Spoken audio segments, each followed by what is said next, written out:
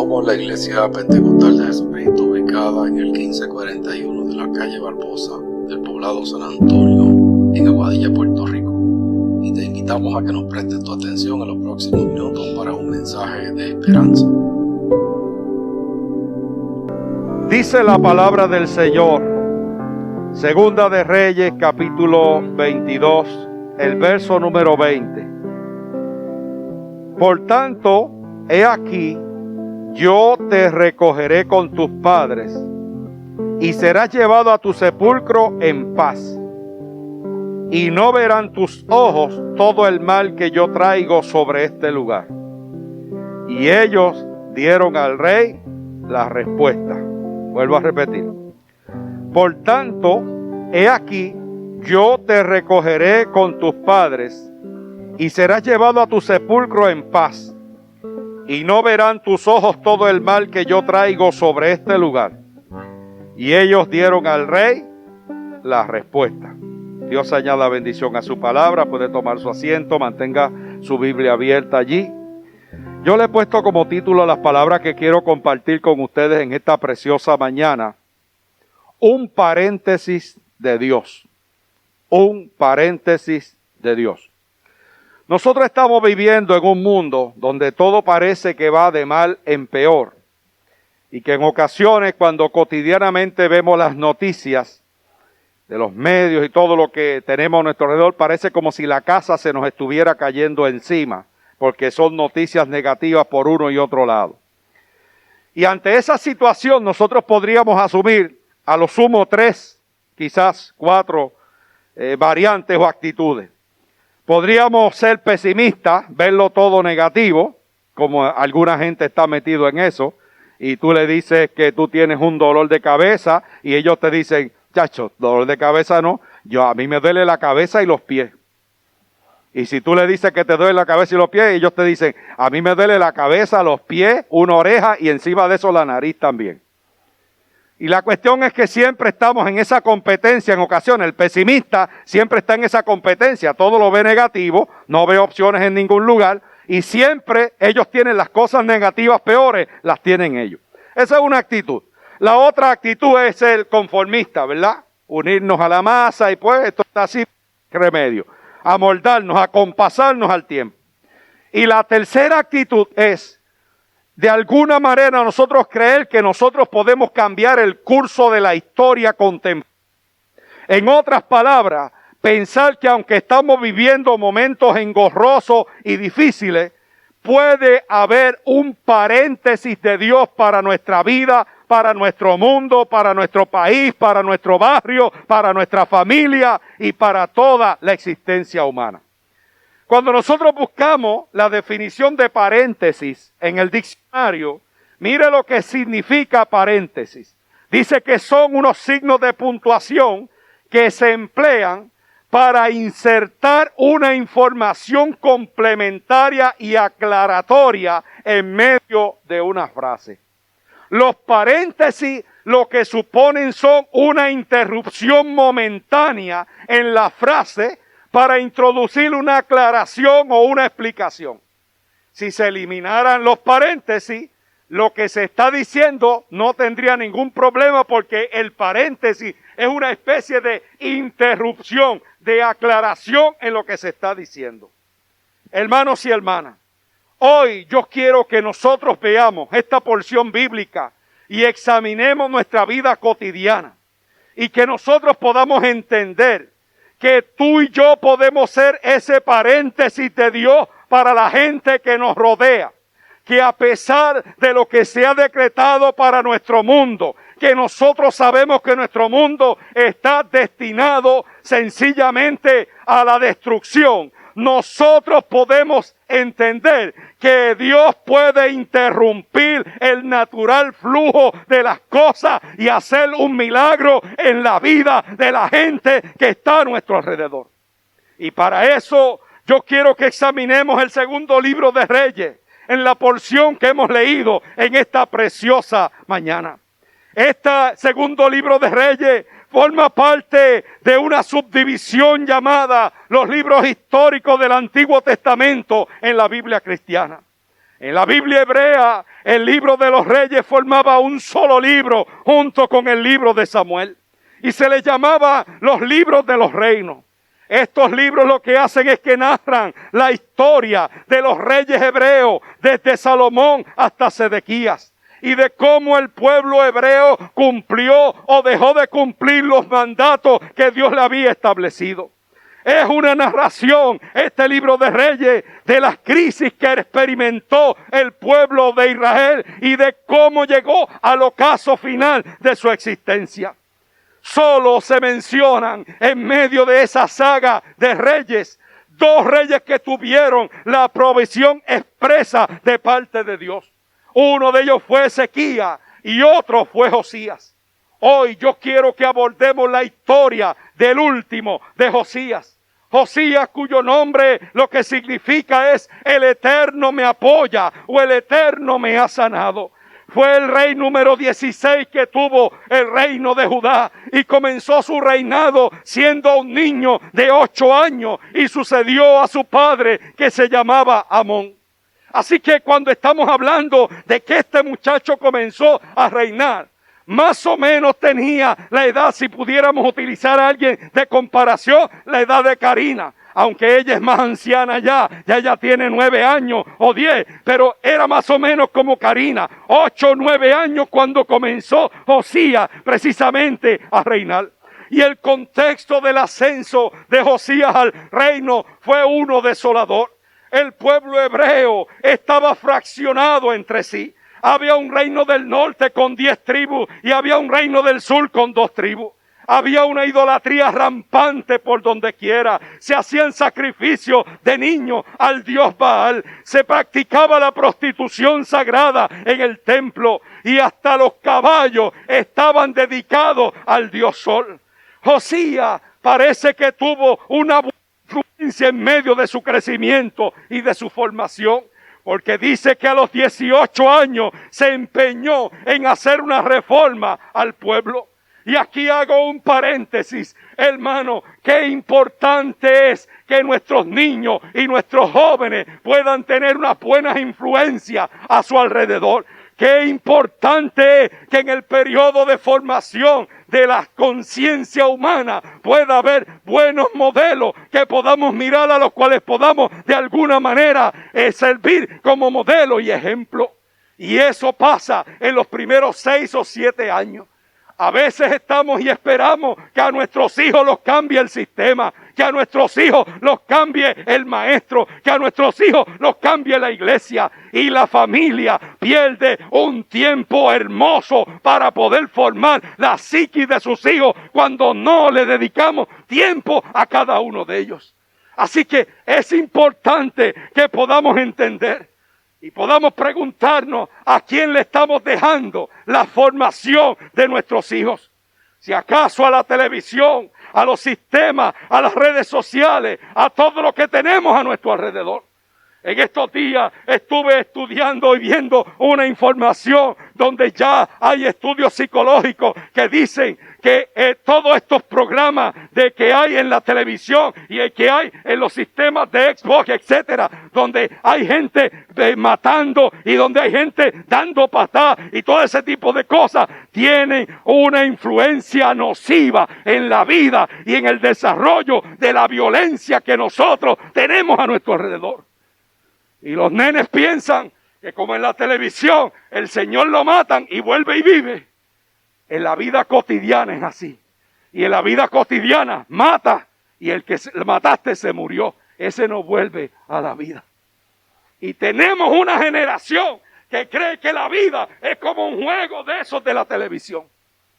Y nosotros en ocasiones hemos abdicado a nuestra responsabilidad formativa con nuestros hijos. Y no tenemos tiempo para ellos. Y no tenemos tiempo para jugar las boberías de ellos. Y no tenemos tiempo para escuchar las historias de ellos. Y no tenemos tiempo para repetirle los mismos cuentos una y otra vez. Y en medio de todo eso estamos perdiendo tiempo valioso de formación para nuestra niñez. Parece que Josías no tenía televisión. Parece que Josías no tenía computadora. Sí que tuvo una buena influencia, al punto que cuando llegó a los 18 años, dijo que iba a hacer una reforma dentro del pueblo. El clima de esa reforma fue cuando mandó a reconstruir el templo y envió a recoger dinero para darlo a los constructores. El verso 4 al 7 a mí me llama poderosamente la atención lo que expresa, especialmente el verso 7, cuando dice: y no se les tome en cuenta del dinero cuyo manejo se les confiere, porque ellos proceden con honradez.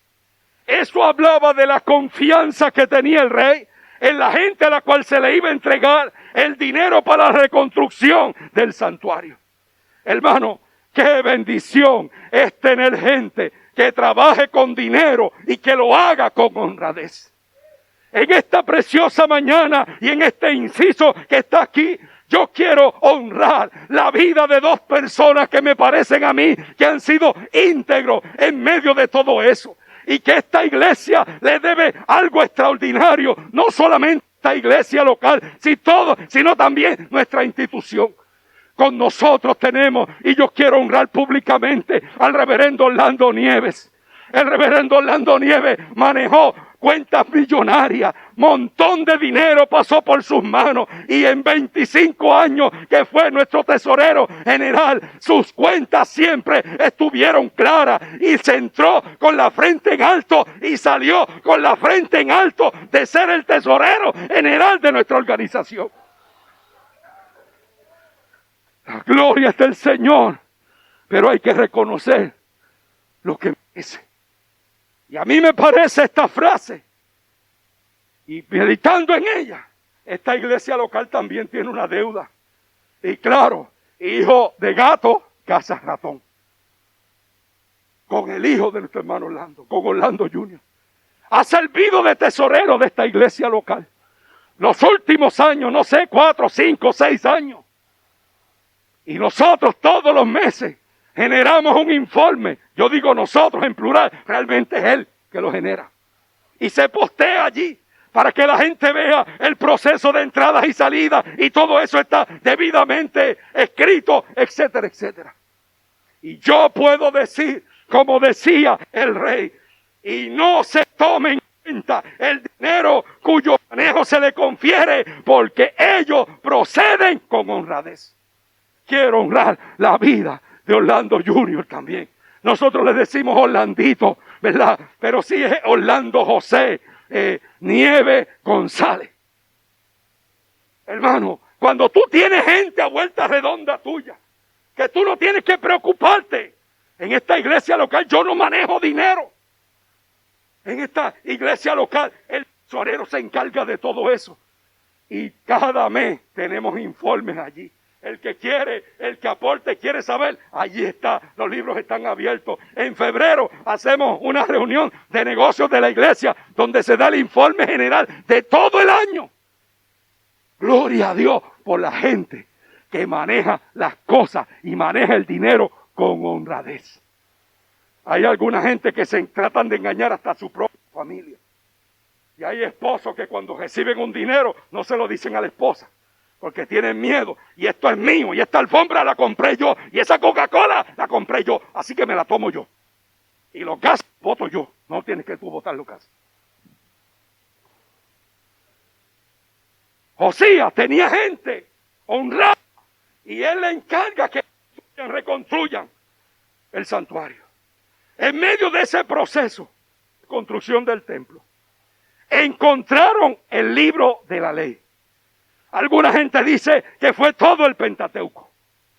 Otros dicen que solamente fue un trozo del libro de Deuteronomio. Lo importante no fue si fue todo el Pentateuco o si fue un trozo del libro de Deuteronomio. Lo medular es el impacto que causó la lectura de las palabras de ese libro que hablaban de parte del Señor. El impacto fue tal de encontrar ese libro que no se quedó entre los que lo encontraron. Los que estaban laborando encuentran el rollo. Los que vinieron el jueves saben lo que es el rollo. Le enseñamos la cuestión de los rollos, los códices y todo ese tipo de cosas. Y eso, encontraron el rollo, se lo pasaron al supervisor y el supervisor se lo dijo al rey. Y el verso número 10 dice la historia bíblica que usted tiene allí en su Biblia. Lo leyeron delante del rey. No lo colocaron en un museo. No trataron ese libro como una reliquia.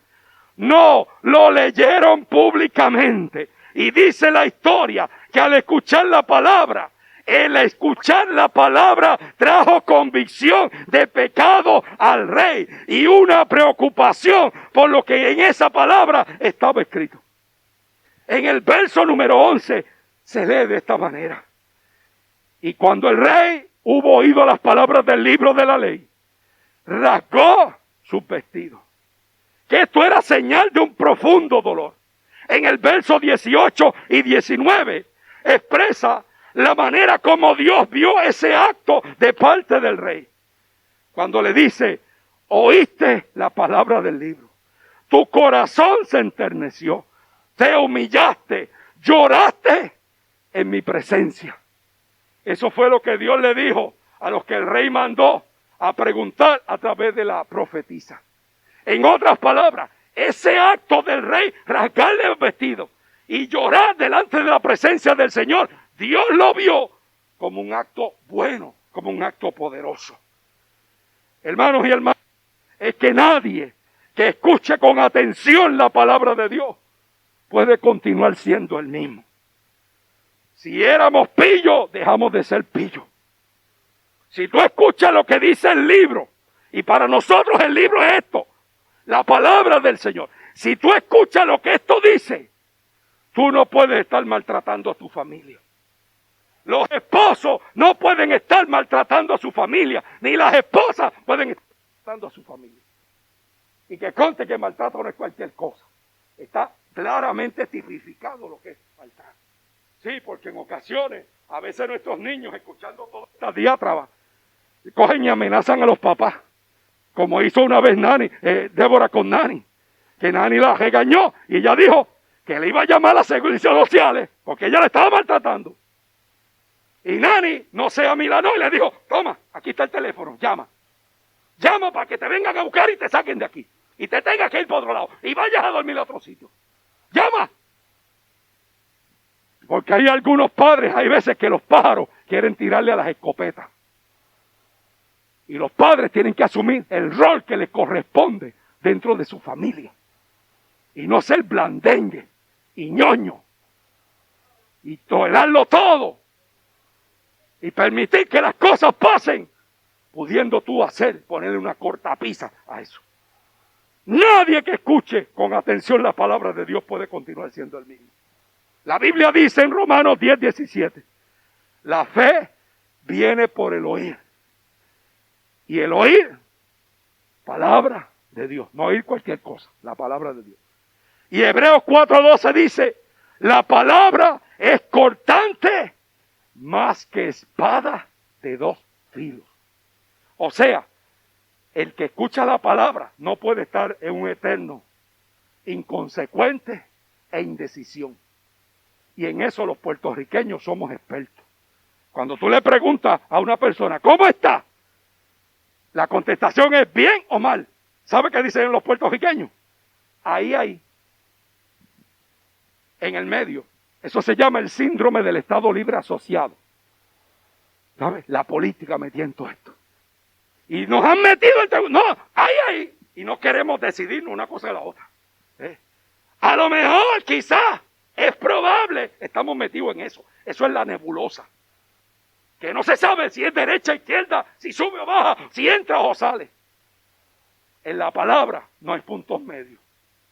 Dice que el Dios que tú y yo servimos es sí o no. ¿Ok?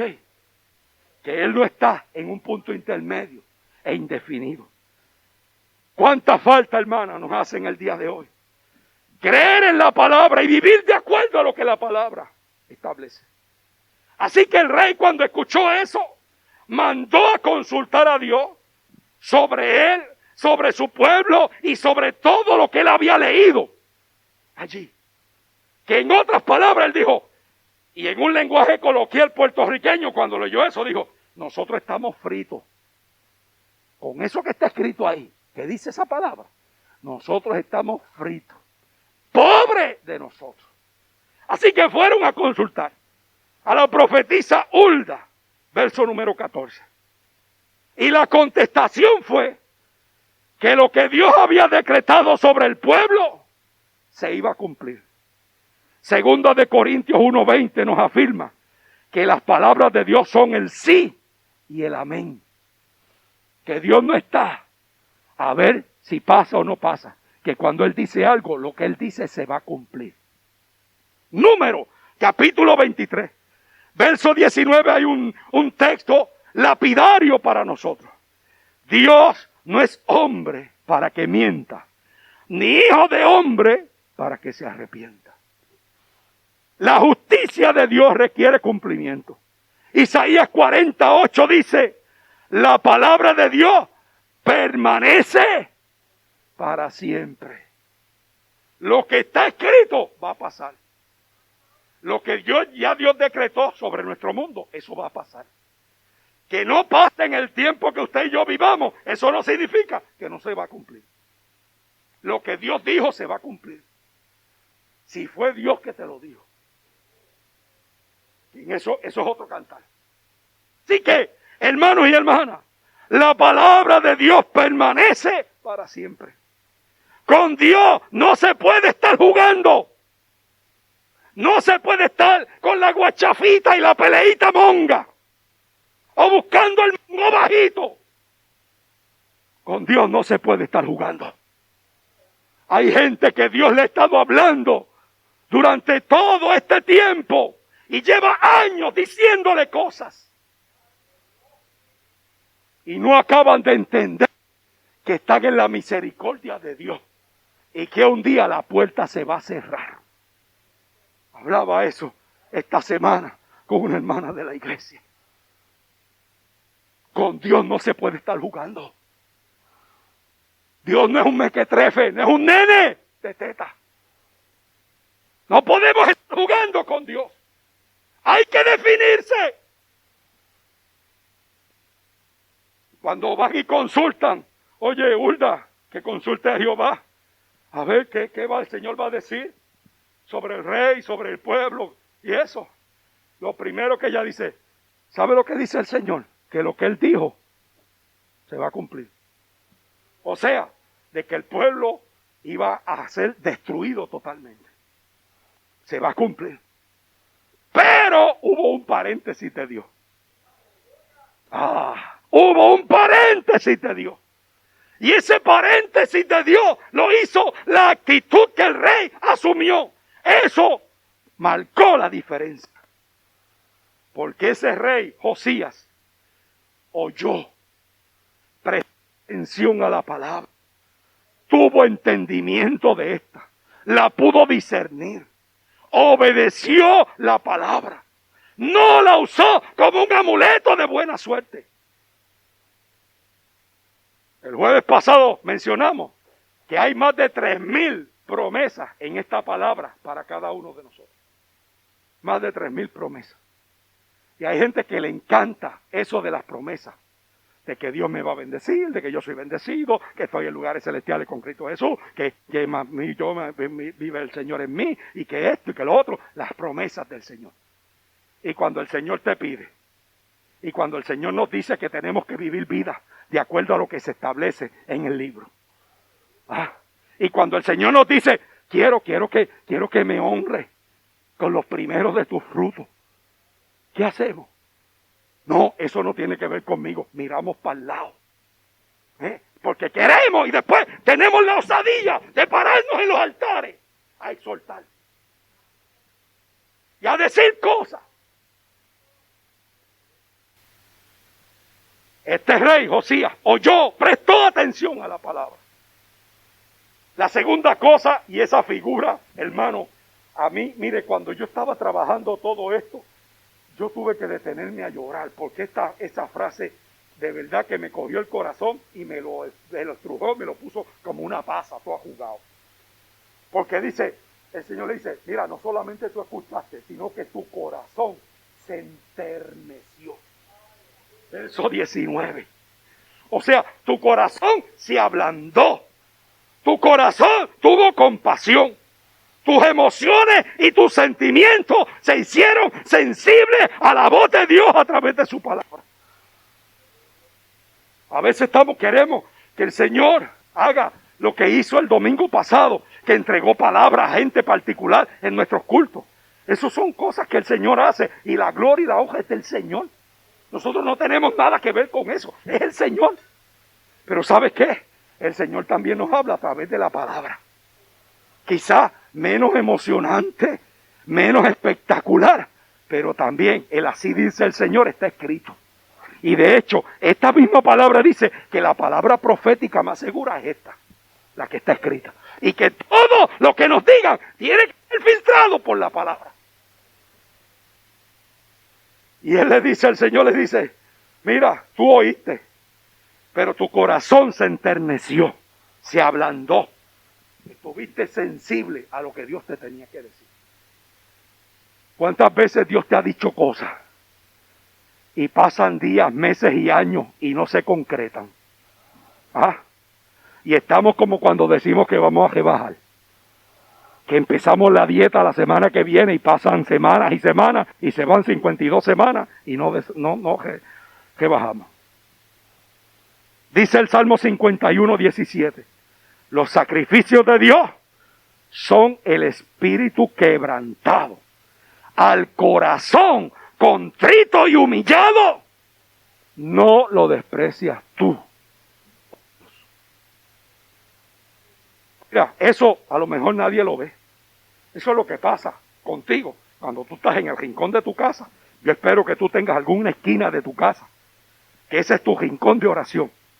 A lo mejor es un mueble, una silla, un sofá, pero ahí es donde continuamente yo espero que cuando tú estés en ese rincón, tú te sinceres con Dios y tú hablas cosas con Dios que tú no hablas con más nadie, que ese rinconcito ahí, si hablara, podía decir.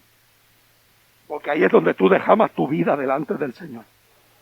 Ahí es donde tú lloras, donde tú gimes, donde tú peleas con Dios y donde tú le dices a Dios un montón de cosas. Y qué bueno es saber que después que nosotros nos vaciamos por la palanca y olvídate de eso y hacemos y deshacemos, cuando nos vamos a levantar, el Señor coge y nos echa el brazo y dice, echa para acá, cógelo con calma. Y Dios ministra tu vida. Y tú puedes, como decía Don Cholito, encabullar y volver a tirar. ¡Aleluya! Tú oíste, se enterneció tu corazón. Te humillaste, te hiciste humilde, te bajaste. Lo contrario a ser humilde es ser altivo, arrogante, orgulloso. El Salmo 138, el verso 6 dice, porque Jehová es excelso y atiende al humilde, mas al altivo mira de lejos. Luego rasgó sus vestidos, o sea, despedazó, desgarró. Eso en el tiempo antiguo para el pueblo judío era señal de un dolor extremo. Y casi siempre se hacía cuando moría algún pariente. Una demostración de dolor extraordinario era rasgarte los vestidos por el dolor que tú tenías. Y el rey coge cuando escucha eso, se rasga sus vestidos. Y la quinta cosa que hizo fue llorar en la presencia del Señor. ¿Sabe lo que dice el libro de Mateo? Bienaventurados los que lloran, porque ellos recibirán consolación. En la vida cristiana, el llorar no es símbolo de debilidad. El llorar es símbolo de estar en la presencia del Señor, de dependencia de Dios, de humildad. ¿Cuántas veces nos hemos arrodillado a llorar que no nos sale una palabra, que no podemos balbucear nada? Yo no sé si a usted le ha pasado o ha tenido esa experiencia, pero yo la he tenido muchas veces. Porque yo no tengo las contestaciones a todas las cosas como yo quisiera. Y en ocasiones pasan cosas que uno no las puede entender. Que uno no tiene una explicación lógica y racional para ellas. y me tiro en la esquina, y en el caso mío es un mueble que hay en la sala, cerca de la computadora donde escribo. Y ahí estás en esa esquina. Ese mueble es testigo mudo de todas las veces que le he dicho, Señor, yo no entiendo esto. Señor, yo no sé si voy a la derecha o a la izquierda. Yo no sé qué yo tengo que decir. Yo no sé qué tengo que hacer. Pero eso ni siquiera lo puedo pronunciar. Y solamente lo que me da es con llorar y llorar y llorar y llorar en la presencia del Señor. Y luego de ese llanto, por alguna esquina, sale un rayo de luz. Que en el caso mío tiene que ver con que el sol está saliendo por allá, por la penumbra. Y eso. Pero también es sinónimo de la contestación de Dios para mi vida. Y para lo que yo le he estado queriendo decir en llanto, que en ocasiones no le he podido ni siquiera articular adecuadamente. Este rey oyó. Este rey no solamente oyó, sino que enterneció su corazón, ablandó su corazón. Se humilló, rasgó sus vestidos y lloró en la presencia del Señor. Eso hizo la diferencia. Porque el paréntesis de Dios fue que pospuso el juicio contra el pueblo mientras Josías viviera. No quitó la palabra que ya estaba dada. Solamente lo que hizo fue un paréntesis. Le hizo un paréntesis con el rey Josías. Hermanos y hermanas, y muchos de los que estamos aquí hoy, la gente no daba por nosotros ni un chavo prieto cuando nos conocieron en nuestra vida de pecado.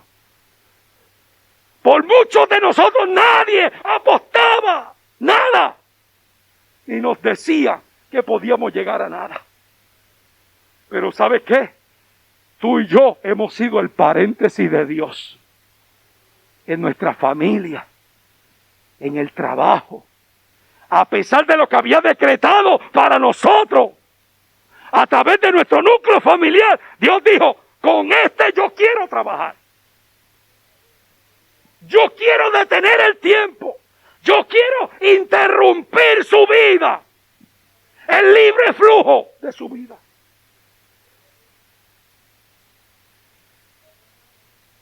Dios hizo un paréntesis con nosotros.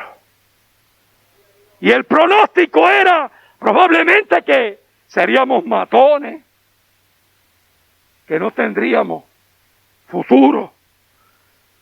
Pero qué bueno que hubo un paréntesis de Dios en nuestra vida. Qué bueno que Dios interrumpió nuestra vida. Tú puedes decirle, Señor, gracias por interrumpir mi vida. Gracias por ser ese paréntesis en mi vida. Solamente yo quiero que usted hable allí con el Señor. Gracias, Señor, por interrumpir mi vida. Aleluya. Por haber cambiado nuestra vida. ¿Cuántas veces hemos escuchado aquí el testimonio de Esther? Cuando ella nos habla de dónde el Señor la sacó. Pero qué bueno que el Señor hizo un paréntesis en medio de esa historia. Como lo hizo en medio de la historia de Elías. Y lo hizo en medio de la historia de Pedro. Y lo hizo en medio de la historia de Noemí. Y lo hizo en medio de la historia de María. Y lo hizo en la historia de todos nosotros. Dios hizo un paréntesis en nuestras vidas. Aleluya. Aleluya. Los ojos del Señor atalayan sobre toda la tierra. Su mano todavía no se ha cortado en favor de corazones humillados. No importa nuestro entorno. Dios puede hacer un paréntesis en nuestras vidas. Y nosotros podemos ser el paréntesis de Dios para la vida de otra gente también. Dios quiere interrumpir la vida de muchos. No importando, aquí hay una palabra dominguera, la prognosis que nos hayan dado. Eso lo usan los doctores. Eso lo veremos a Ivonne usando esa palabra, prognosis. Viendo cuál es, de acuerdo a lo que tienes, cuál es el futuro que te depara con esa enfermedad. ¿Cómo es que eso se va a comportar? Y eso. No importa la prognosis que nos hayan dado. Si le hacemos caso a la palabra del Señor, habrá paréntesis en nuestras vidas y seremos paréntesis para otros. Gracias por acompañarnos. Si quieres comunicarte con nosotros, lo puedes hacer al 787-380-0767 o a través del correo electrónico gramosgranel@gmail.com o buscarnos en las redes sociales. Que Dios te bendiga ricamente.